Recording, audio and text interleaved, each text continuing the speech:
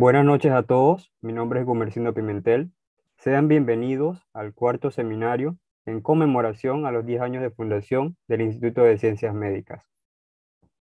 El Instituto de Ciencias Médicas, ubicado en la ciudad de Las Tablas, provincia de Los Santos, es una organización sin fines de lucro cuya misión es contribuir a la prevención y el tratamiento de las enfermedades a través de la investigación, la educación y acciones de salud pública con incidencia en políticas públicas. El seminario de hoy está titulado Enfermedad renal tradicional y no tradicional. Diagnóstico temprano y prevención de progresión será presentado por la doctora Karen Curviel. La doctora Karen es médico de profesión, realizó su maestría en ciencias clínicas con especialidad en medicina interna y un doctorado en ciencias clínicas con subespecialidad en nefrología en el Complejo Hospitalario Metropolitano Dr. Arnulfo Arias Madrid y la Universidad de Panamá. Realizó un fellow en investigación en el Centro de Investigación Clínica de Enfermedades Raras, Centro Aldo Echele Dacó, del Instituto de Investigación Farmacológica Mario Negri, en Bérgamo, Italia.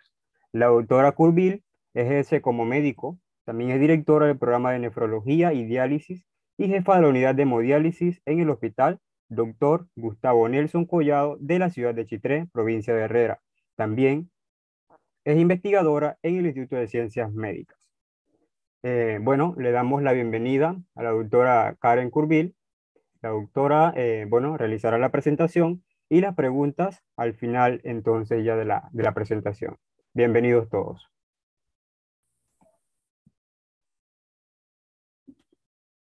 Buenas noches. Voy a compartir pantalla.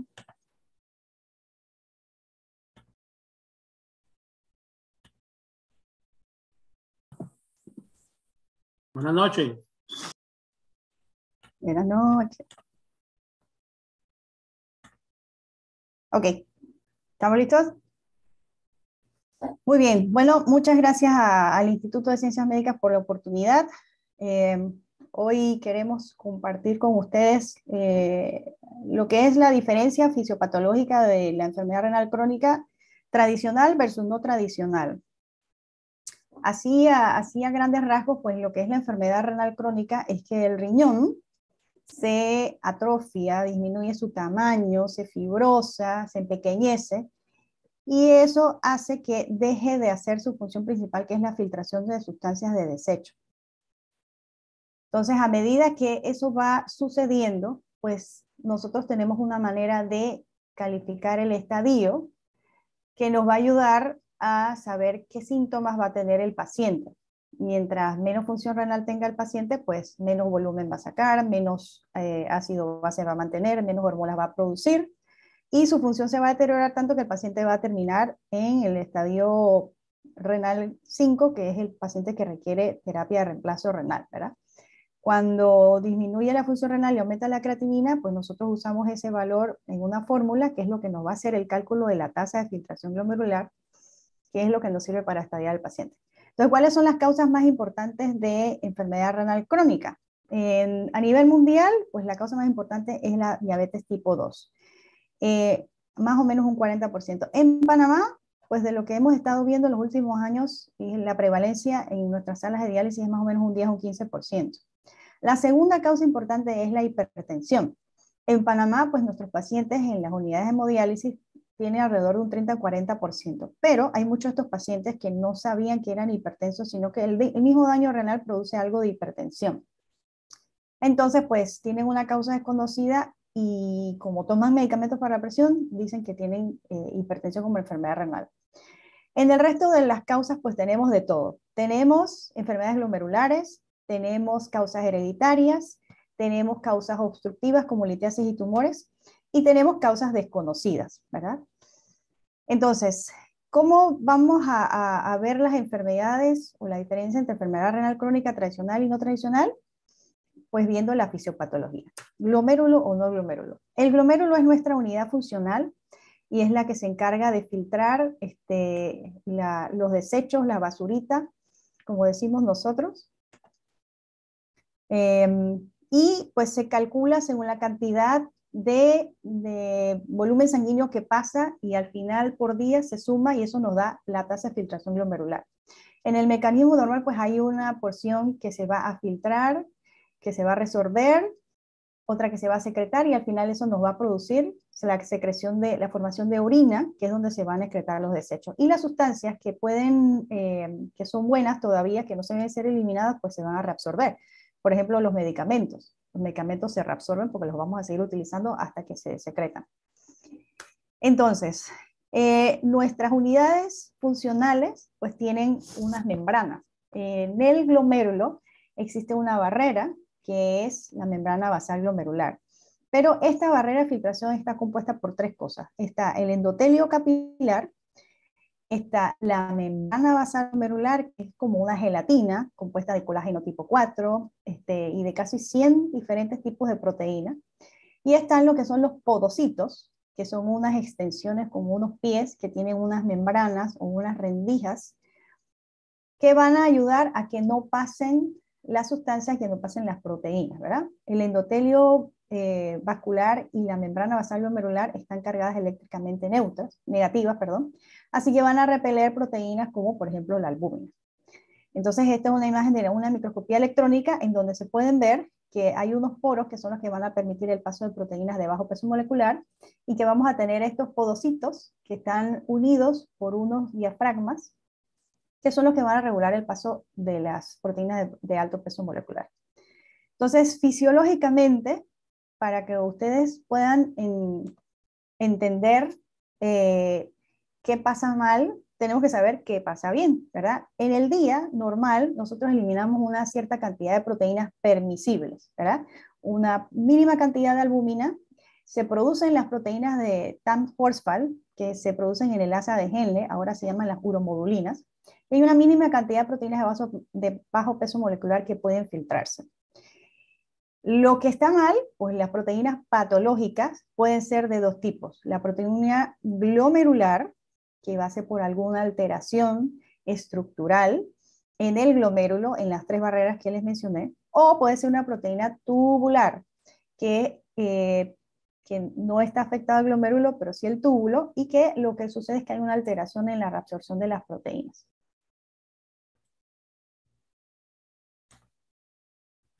Ajá. Entonces, en el glomérulo normal, pues una pequeña cantidad de albúmina y una pequeña cantidad de proteínas de bajo peso molecular van a filtrarse hacia el túbulo, pero en el túbulo hay una reabsorción de casi el 100% de las proteínas que van a ser endocitadas, van a ser reabsorbidas y van a ser regresadas a la circulación. ¿Qué pasa cuando yo tengo una alteración en algún punto estructural de la membrana basal glomerular? Y es que esas proteínas van a pasar en mayor cantidad y mi túbulo va a tener que trabajar más. Y como todos nuestros transportadores se pueden saturar, entonces esos transportadores una vez que se sobresaturan, pues van a dejar pasar proteínas al túbulo. Y esto pues las voy a poder detectar. Aquí es, por ejemplo, cuando yo tengo nefropatía diabética, que tengo esta alteración, se pasa mucha albúmina y yo la voy a poder ver en la orina. Cuando yo tengo una alteración en el glomérulo, dependiendo qué proteína está dañada, así mismo yo voy a tener una enfermedad. Y pues en los últimos años se ha podido identificar muchísimos targets o proteínas específicas que me van a producir algún daño específico con manifestaciones específicas. Por ejemplo, entre los defectos de la membrana basal glomerular, pues está el síndrome de Alport, que es una enfermedad que ocurre de nacimiento, pero se va manifestando poco a poco, y en esa alteración de la membrana basal glomerular, pues se va dañando el riñón, y al final esos pacientes terminan en diálisis, porque por el momento pues no tenemos ningún tratamiento, pero podemos ir buscando a los pacientes tempranamente, así como otras enfermedades que tenemos, las causas adquiridas cuando dañan el glomérulo. Aquí tenemos lo que son los síndromes nefróticos, los síndromes nefríticos. Dependiendo qué proteína está dañada, así mismo vamos a tener alguna manifestación.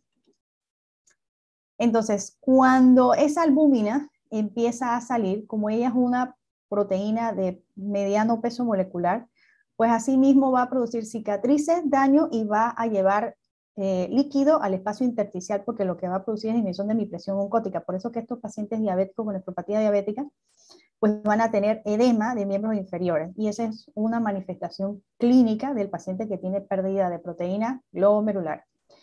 Por el contrario, cuando yo tengo proteína tubular, el problema es en la reabsorción, y eso me va a producir inflamación, van a activarse ciertos mediadores inflamatorios, y eso va a producir que se fibrose, se necrosan y se desepitalice el túbulo, y esas áreas fibrosadas pues ya no van a ayudar a reabsorber las proteínas y me van a producir más cicatrices y más daño, y el riñón se empieza a atrofiar, ¿verdad? Se fibrosa y se inflama. Entonces, en el túbulo distal, pues voy a tener algunas alteraciones de absorción de sodio y potasio, por ejemplo.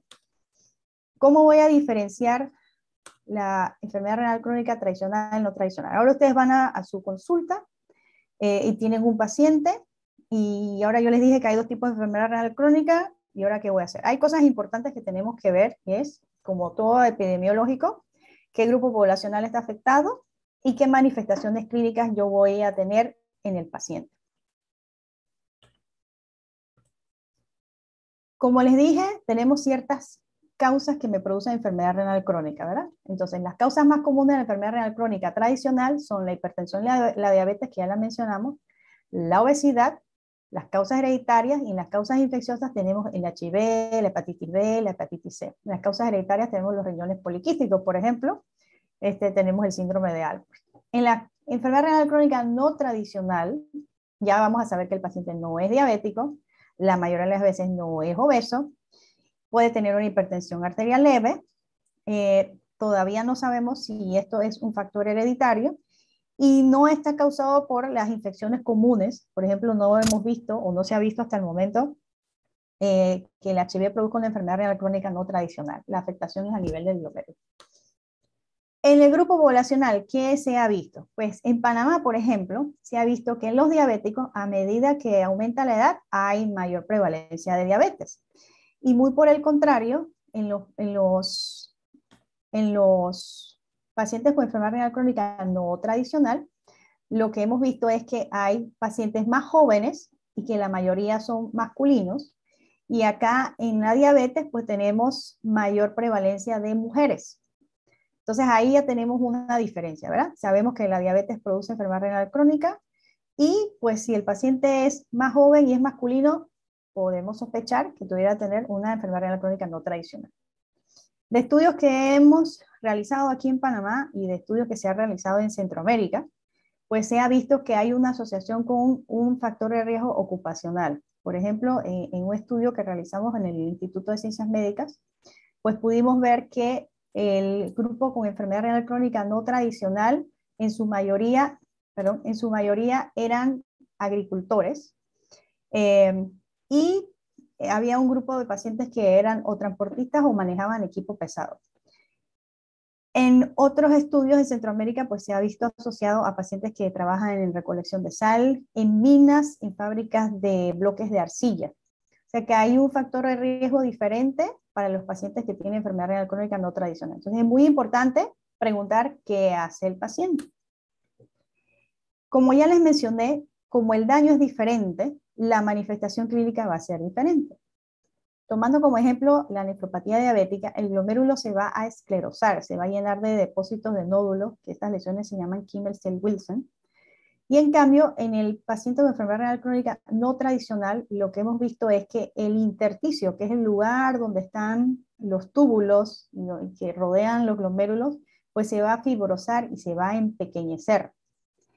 Esto lo represento clínicamente cuando yo veo un paciente que tiene mucho edema, que tiene la cara hinchada y que tiene disnea y que le dice que orina espumoso o como si estuviera tomando cerveza. Y eso es porque tiene proteinuria, porque la afectación es glomerular, ¿verdad? En cambio, el paciente con enfermedad renal crónica no tradicional, de hecho está trabajando hasta el día antes que acude al doctor, está asintomático o tiene síntomas muy leves, no tiene edema, miren que en este caso el paciente tiene unas botas puestas, y el paciente tiene 20 de creatinina y nitrógeno de urea en valores muy altos. Entonces, dependiendo de dónde está el daño, pues así mismo voy a tener una manifestación clínica.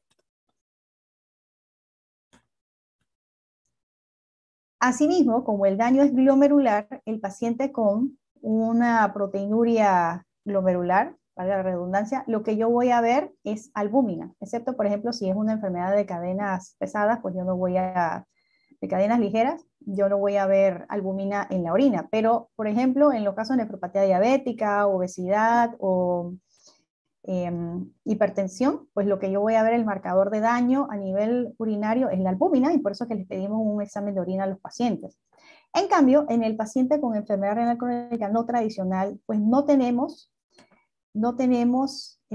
albúmina en la orina, así que no vamos a detectarlo. Y si bien en algunos estudios están tratando de ver si hay algún marcador temprano, como el tipo ENGAL o beta-2 microglobulina, así como se hacían los estudios de cateterismo cardíaco, pues todavía en verdad no han logrado identificarlo, si eso se puede observar, ¿ok?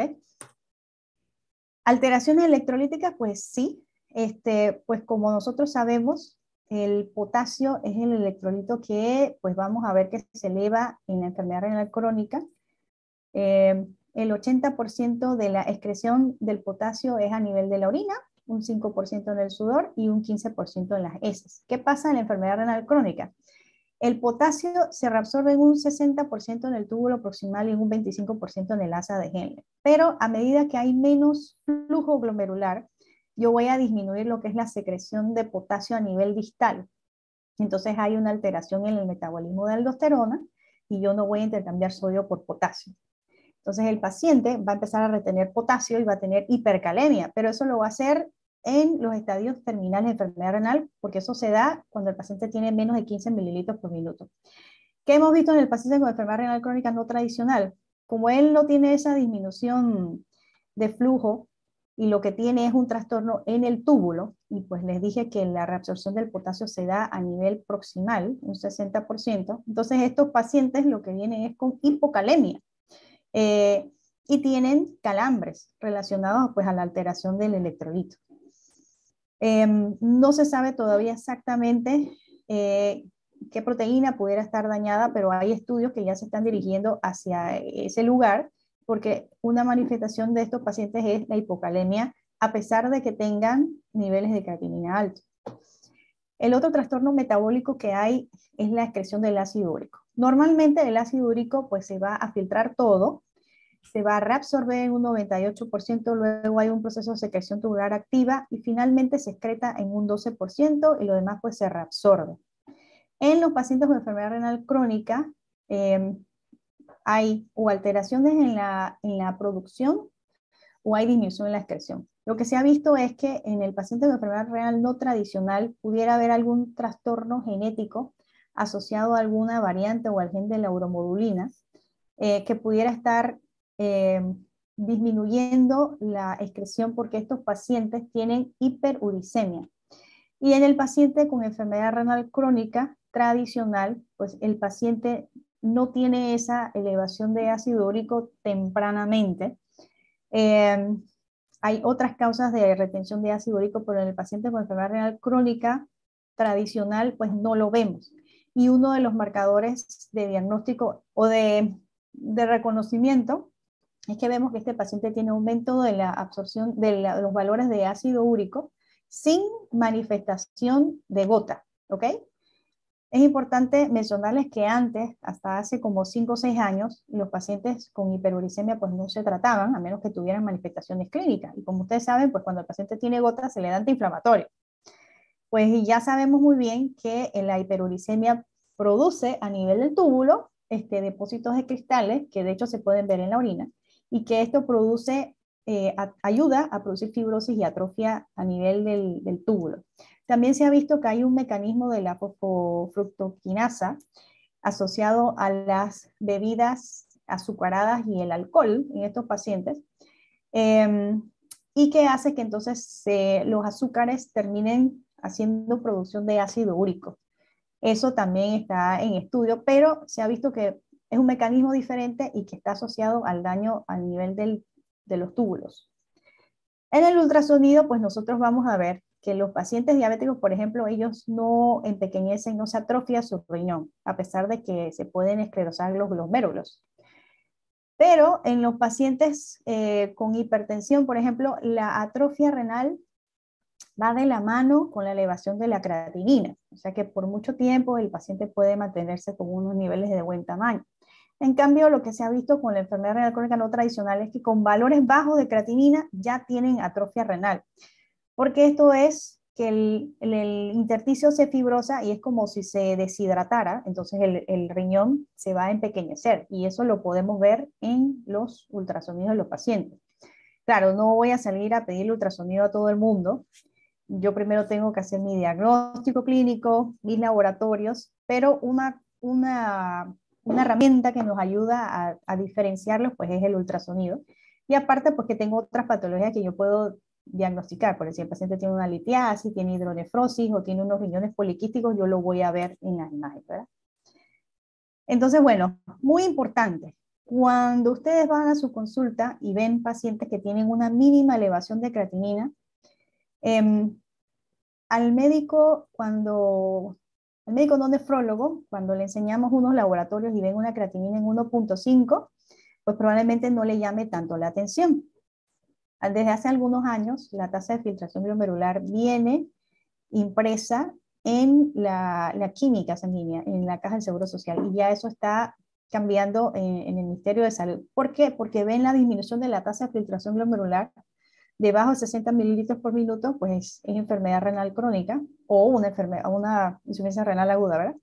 Y esa disminución de la tasa de filtración glomerular sí le llama la atención a los médicos. Entonces, una elevación pequeña, pues es significativa, sobre todo en estos pacientes que hemos visto que valores muy bajos, 1.4, 1.5, representan ya un daño estructural.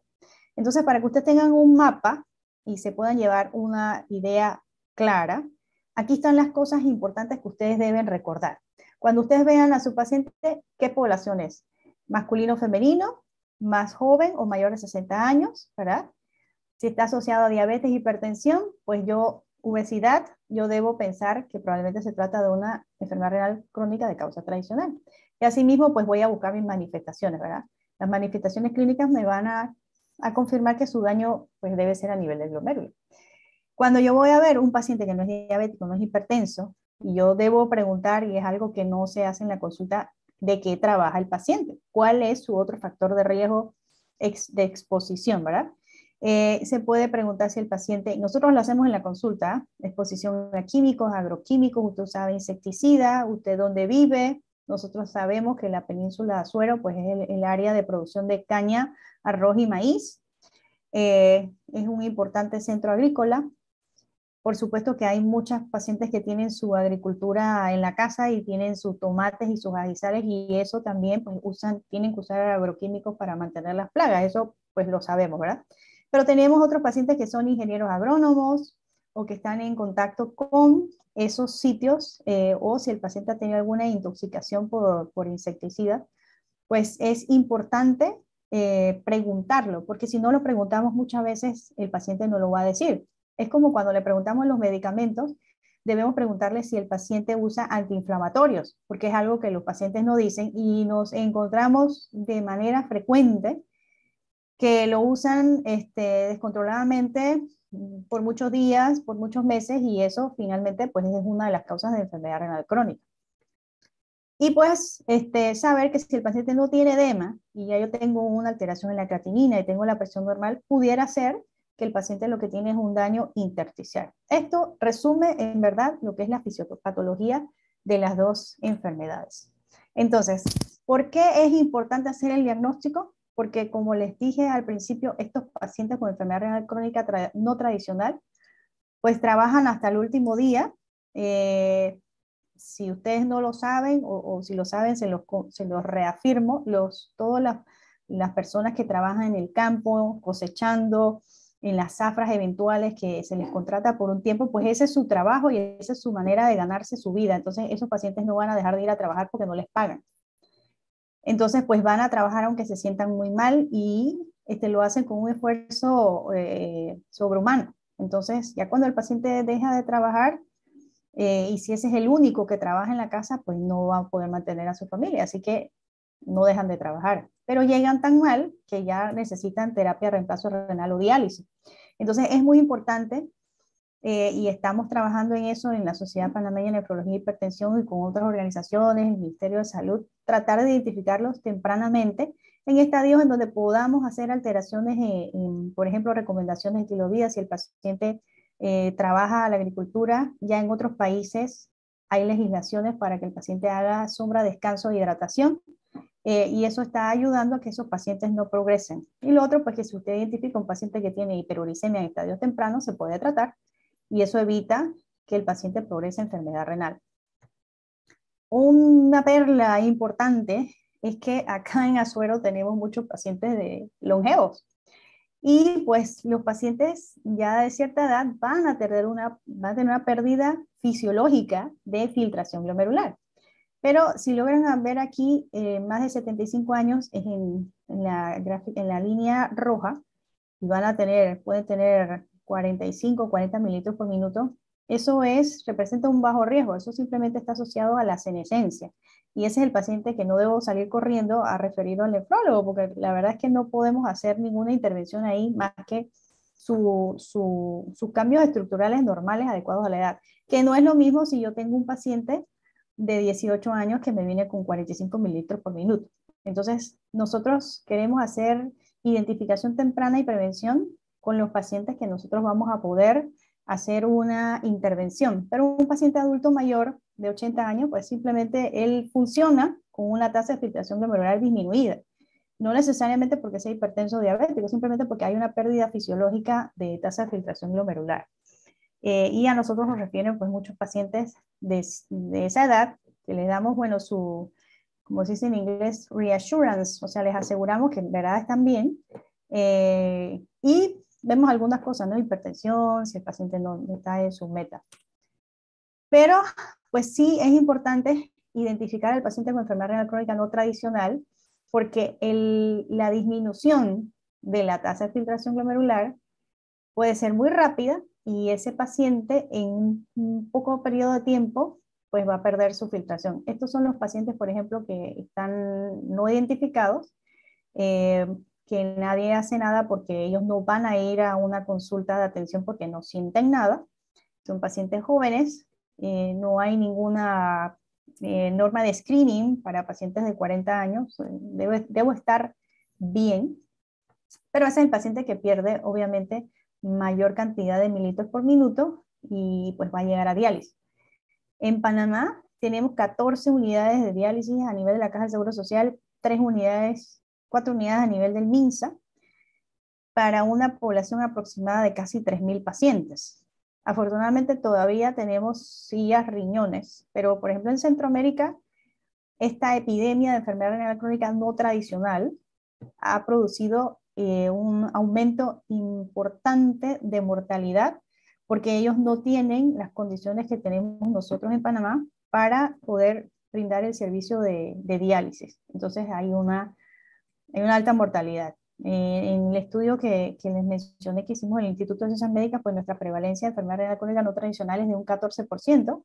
En Salvador y Nicaragua están alrededor del 30%. O sea, ellos tienen mucha enfermedad renal crónica no tradicional, tienen diabetes e hipertensión. Puede ser que nosotros todavía no la estamos identificando y por eso no tenemos más prevalencia, o pues que tenemos que realizar, peinar más el área, como decimos nosotros, porque estamos viendo solamente a Los Santos, y tenemos el grupo de Coclé, por ejemplo, que es la otra provincia donde tenemos muchos pacientes. Entonces, bueno, a todos los que se conectaron, quiero darles las gracias por su atención y aprovecho para decirles nuestras redes sociales, Instituto de Ciencias Médicas, en Instagram y en Twitter, y el mío en Instagram y en Twitter también, donde ponemos actividades de docencia, información importante, así que nos pueden seguir para mantenerse informados. Entonces le doy las gracias a mis colegas y pues si tienen alguna pregunta pueden mandarla por chat y las leemos aquí.